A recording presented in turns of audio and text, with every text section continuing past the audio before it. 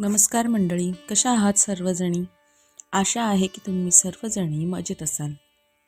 आपल्या चॅनलमध्ये तुमच्या सर्वांचं मनापासून खूप खूप स्वागत आहे. बघा, आता लवकरच नवीन वर्ष सुरू होतंय. गुढीपाडवा येतोय आणि त्यासोबतच येते ती म्हणजे चैत्र नवरात्र.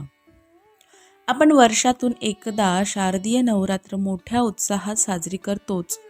पण तुम्हाला माहीत आहे का की चैत्र नवरात्र सुद्धा तितकीच किंबहुना त्यापेक्षाही जास्त महत्त्वाची मानली जाते. विशेषतः आपल्या कुळदेवीच्या सेवेसाठी हा काळ म्हणजे एक सुवर्ण संधीच असते. आजच्या या व्हिडिओमध्ये आपण अगदी सविस्तर गप्पा मारणार आहोत. चैत्र नवरात्र नक्की कधी आहे? राम नवरात्र कधी आहे? या दिवसात आपल्या कुळदेवीची सेवा कशी करायची? ज्यांना खूप अडचणी आहेत, ज्यांची कामं रेंगाळली आहेत, त्यांनी काय करावं? आणि सगळ्यात महत्त्वाचं म्हणजे गुढीपाडव्यापासून ते थेट चैत्र पौर्णिमेपर्यंत आपण स्वतःला कसं झोकून देऊन ही सेवा करू शकतो, हे आपण आज पाहणार आहोत. त्यामुळे व्हिडिओ थोडा मोठा होईल, कारण मला तुम्हाला प्रत्येक छोटी छोटी गोष्ट सांगायची आहेत. त्यामुळे घाई न करता निवांतपणे हा व्हिडिओ शेवटपर्यंत बघा. चला तर मग सुरुवात करूया. पण त्याआधी जर तुम्ही चॅनलवर नवीन असाल तर सबस्क्राईब करायला विसरू नका. कारण कमेंटमध्ये श्री स्वामी विसरू नका आणि कमेंटमध्ये श्री स्वामी समर्थ किंवा तुमच्या कुळदेवीचं नाव नक्की लिहा. चला तर मग व्हिडिओला सुरुवात करूया. आता आपण मुख्य विषयाकडे वळूया. 2026 मध्ये चैत्र नवरात्र कधी सुरू होतंय? तर मैत्रिणींनो, गुढीपाडव्याच्या या शुभ मुहूर्तावर म्हणजेच 19 मार्च 2026 पासून चैत्र नवरात्रीला सुरुवात होत आहे. ही नवरात्र 27 मार्च पर्यंत असेल. बघा, काही ठिकाणी 9 दिवसांची नवरात्र असते, तर काही ठिकाणी रामनवमीपर्यंत म्हणजेच 26 मार्च पर्यंत रामनवरात्र पाळली जाते. पण आपल्या स्वामी केंद्रांमध्ये किंवा अनेक दत्त मार्गांमध्ये ही सेवा चैत्र पौर्णिमेपर्यंत म्हणजेच हनुमान जन्मोत्सवापर्यंत केली जाते. काही महत्त्वाच्या तारखा आहेत त्या तुम्ही लक्षात ठेवायच्या आहेत. सर्वात प्रथम म्हणजे चैत्र नवरात्र प्रारंभ हा 19 मार्च म्हणजेच गुढीपाडव्याच्या दिवशी आहे. रामनवमी ही 26 मार्चला आहे. चैत्र नवरात्र समाप्ती ही काही ठिकाणी 27 मार्च रोजी होणार आहे आणि चैत्र पौर्णिमा हनुमान जन्मोत्सव एप्रिलच्या सुरुवातीला म्हणजे पौर्णिमेपर्यंत सेवा वाढवता येते, या एप्रिलच्या सुरुवातीला असणार आहे. मंडळी, चैत्र नवरात्रीला वसंत नवरात्र असंही म्हणतात. या काळात निसर्ग बदलत असतो आणि साक्षात आदिशक्तीचं तत्व पृथ्वीवर 1000 पटीने जास्त जागृत असतं. जसं आपण दिवाळीत घर साफ करतो, तसंच या दिवसात आपल्या मनाची आणि घराची आध्यात्मिक स्वच्छता करायची असते. आता सगळ्यात महत्त्वाचा प्रश्न म्हणजे कुळदेवीची सेवा का करायची? अनेक मैत्रिणी मला विचारतात, ताई आमची कामं होत नाही, घरात सतत कटकटी असतात, मुलांची लग्न जमत नाही, आर्थिक अडचण आहे, काय करावं? माझं त्यांना एकच उत्तर असतं, तुमच्या कुळदेवीची सेवा कमी पडते. कुळदेवी म्हणजे आपल्या कुटुंबाचं मूळ. जसं झाडाच्या मुळाला पाणी घातलं की पूर्ण झाड टवटवीत होतं, तसंच कुळदेवी प्रसन्न असेल तर कुटुंबात सुख शांती नांदते. या चैत्र नवरात्रीत तुम्ही तुमच्या कुळदेवीला आळवायचं आहे. म्हणजेच काय करायचं, जर तुमच्याकडे देवीचा टाक म्हणजे धातूची प्रतिमा नसेल तर या नवरात्रीत तो आवर्जून घरी आणा. देवीचा फोटो नसेल तर तो विकत घ्यावा आणि त्याची स्थापना करा.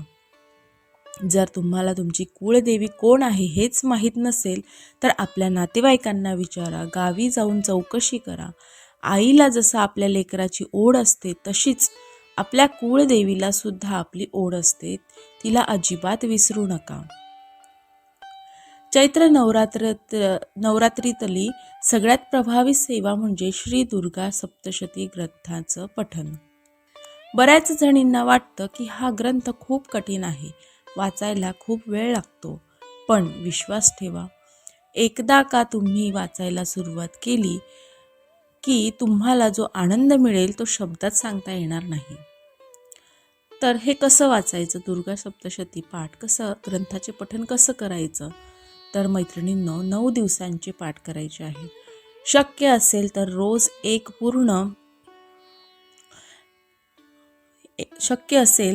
पूर्ण तुम्हाला पाठ करायचा आहे. म्हणजेच अध्याय 1 ते अध्याय 13. यामध्ये देवी कवच, अर्गला स्तोत्र, किलक आणि शेवटी क्षमा प्रार्थना वाचणं खूप गरजेचं आहे. ज्यांना वेळ कमी आहे त्यांच्यासाठी, जर तुम्हाला पूर्ण पाठ करणं शक्य नसेल तर रोज 2-2 अध्याय वाचा. असे करून तुम्ही पौर्णिमेपर्यंत आपले पाठ पूर्ण करू शकता. त्यानंतर सामूहिक पारायण हा सुद्धा एक पर्याय आहे. जर तुमच्या घराजवळ एखादं स्वामी समर्थ केंद्र असेल तर तिथे जाऊन सामूहिक पारायणात सहभागी व्हा. तिथली ऊर्जा काही वेगळीच असते. सर्वांसोबत बसून पारायण करून मनाला खूप वेगळीच आध्यात्मिक शांतता जाणवते. मैत्रिणींनो, गुरुमाऊलींनी ही सेवा आपल्याला दिली आहे, कारण सध्या जगात जे काही युद्ध किंवा अशांतीचं वातावरण आहे ते शांत व्हावं आणि आपल्या घराचं संरक्षण व्हावं. त्यामुळे या 9 दिवसात किमान एक तरी पाठ तुम्ही पूर्ण करण्याचा संकल्प नक्की करा. आता ज्या भगिनींना अजिबातच वेळ नाही, ज्या नोकरी करतात किंवा घरात खूप कामं असतात, त्यांच्यासाठी एक शॉर्टकट पण तितकाच प्रभावी मार्ग सुद्धा मी सांगते. तो म्हणजे सिद्धकुंजिका स्तोत्र. असं म्हटलं जातं की ज्याला संपूर्ण दुर्गा सप्तशती वाचायला वेळ नाही, त्याने जर फक्त 11 वेळा सिद्धकुंजिका स्तोत्र वाचलं तर त्याला संपूर्ण पाठाचंच फळ मिळतं. हे स्तोत्र यशाची गुरुकिल्ली आहे.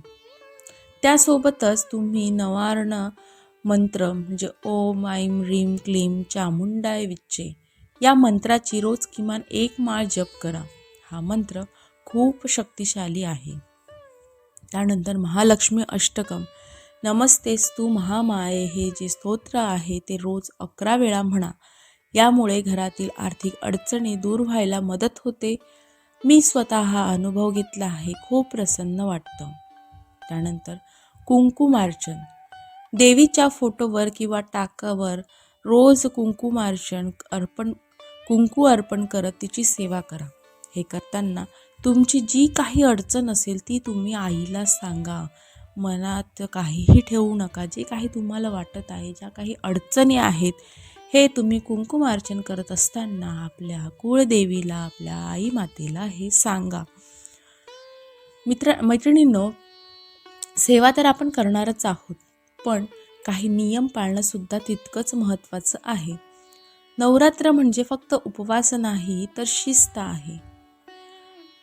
घराची स्वच्छता, सर्वात पहिला नियम म्हणजे घराची स्वच्छता. गुढीपाडव्याच्या आधीच घर स्वच्छ करून घ्या. भंगार काढून टाका. घरात प्रसन्न वाटेल असं तुम्ही घर ठेवा. त्यानंतर खानपान, या 9 दिवसात म्हणजे किंवा पौर्णिमेपर्यंत घरामध्ये कडक मांसाहार वर्ज्य ठेवा.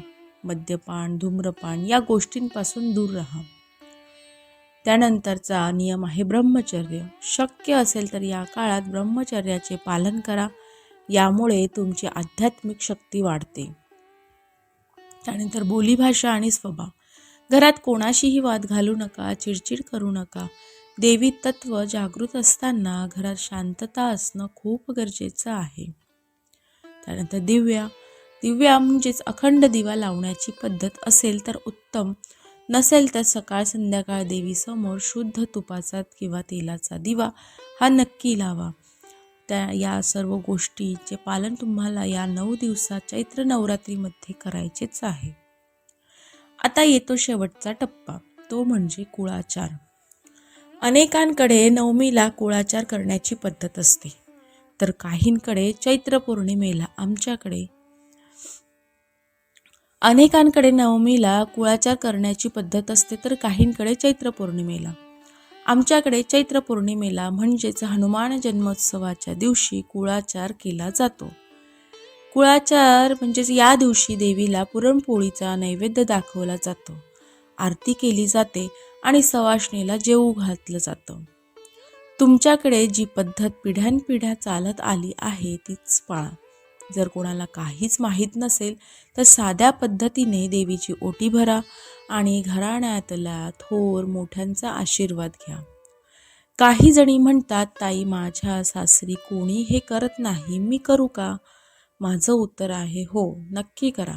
तुम्ही सुरुवात केलीत की हळूहळू सगळं नीट होतं. कोणाच्या सांगण्यावरून आपली भक्ती सोडू नका. तुमच्या मनाला जर वाटत असेल की मी सुद्धा हे करावं, तर तुम्ही नक्कीच करा. तुम्हाला त्या गोष्टीचा फायदा नक्कीच होईल.